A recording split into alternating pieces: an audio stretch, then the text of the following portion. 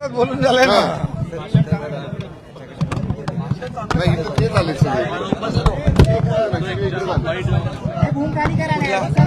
निवडणुका जवळ आल्या तर तत्पूर्वीचं अधिवेशन पार पाडलेलं आहे. राज्याच्या जनतेसाठी अनेक योजना जाहीर करण्यात अधिवेशन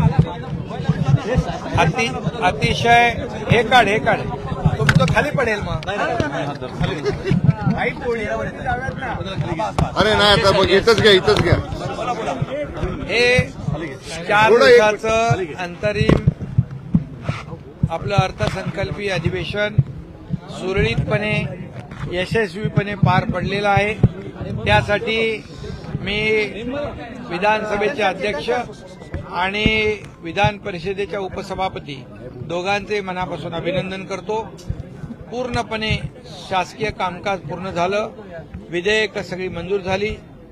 दोन्ही आमचे उपमुख्यमंत्री मंत्रिमंडळ या सर्वांनीच या अधिवेशनामध्ये पूर्ण सहकार्य केलं आणि या अधिवेशनामध्ये जरी हे अंतरिम अर्थसंकल्पीय अधिवेशन असलं तरी सुद्धा राज्यातल्या सर्व घटकांना मग शेतकरी असतील, कामगार असतील, महिला भगिनी असतील, युवक असतील, ज्येष्ठ असतील, या सगळ्यांनाच, उद्योजक असतील, या सर्वांना न्याय देणारं असे निर्णय आम्ही घेतले आणि खऱ्या अर्थाने या अधिवेशनामध्ये विरोधी पक्षाची कामगिरी अतिशय सुमार होती.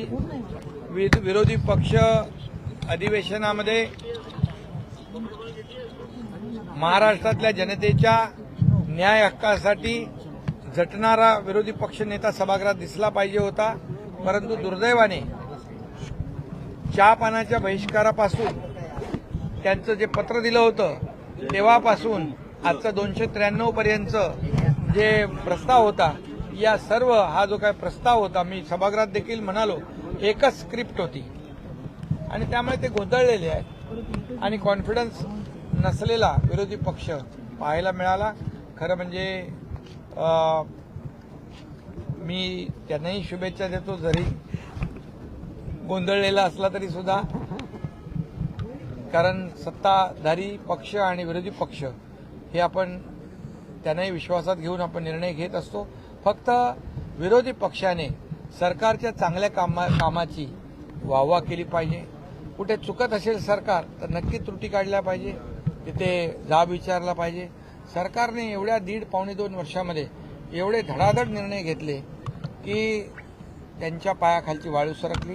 खऱ्या अर्थाने देशाच्या विकासामध्ये आणि मोदीजींच्या संकल्पनेमधले खऱ्या अर्थाने या देशाला विकासाकडे नेणारा जसा मोदीजींचा प्रयत्न आहे त्याला पूरक असा हा अर्थसंकल्प आम्ही मांडला. असं अधिवेशन होतं आणि यामध्ये खूप मोठे निर्णय झाले. मराठा आरक्षणाच्या बद्दल तर बोललोच मी. मराठा आरक्षणाच्या बाबतीत कोणालाही अपेक्षित नव्हतं इतक्या लवकर आरक्षण मिळेल.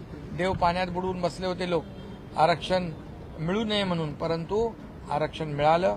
आरक्षण ते टिकणारं, कायद्याच्या चौकटीत बसणारं आरक्षण दिलंय आणि त्याची अंमलबजावणी सुरू झाली. आता पोलिसांची भरती, शिक्षणाच्या भरतीमध्ये मराठा समाजाच्या तरुणांना त्याच्यामध्ये न्याय मिळेल आणि त्याचबरोबर सगळ्यात मोठं निर्णय आपले जे कर्मचारी आणि अधिकारी आहेत, जे लाखो 13 लाख 18 लाख जे आहेत, त्यांचं जे काही सुधारित पेन्शन जी होती, त्यांची आर्थिक आणि सामाजिक सुरक्षा त्यांना हवी होती, ते देण्याचं काम देखील आम्ही केलं आणि सुधारित पेन्शन योजना लागू केली. त्यांच्या संघटनेचे काटकर असतील, कुलते असतील, त्यांचे सर्व शिक्षक सेनेचे आमचे थोरात तात्या असतील, सर्व संभाजीराव थोरात आणि या सगळ्या जे काही सगळ्यांची मी नावं घेत नाही, अनेक संघटना आहेत, आरोग्य संघटना आहेत, शिक्षक संघटना आहेत, सगळ्या संघटना ज्या आहेत त्या सगळ्यांचं मनापासून अभिनंदन करतो आणि त्यांनी आपण घेतलेला निर्णय पूर्णपणे त्यांच्या सहमतीने घेतला आणि म्हणून आणि त्यावेळेस जेव्हा मागचं अधिवेशन होतं त्यावेळेस देखील आंदोलन केलं होतं, परंतु सरकारवर विश्वास ठेवला, त्यांनी आंदोलन मागे घेतलं. सरकार आमचं दिलेला शब्द पाळणारा आहे हे देखील या त्यांच्या निर्णयामधून आम्ही दाखवून दिलेलं आहे.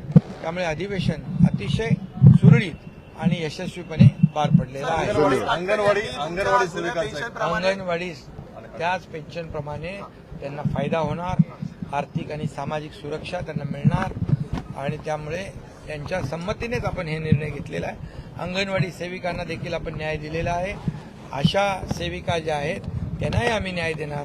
त्यांच्याबद्दल देखील कॅबिनेटमध्ये चर्चा झालेली आहे. ते देखील आशा वर्कर ज्या आहेत त्या देखील खूप चांगलं काम करतात. अतिशय दुर्गम भागामध्ये जाऊन रुग्णांची, नागरिकांची सेवा होते. अंगणवाडी सेविका, आरोग्य सेविका हे देखील आमच्या शासनातले महत्त्वाचे घटक आहेत. त्यांना देखील आम्ही न्याय त्या ठिकाणी देणार आहोत.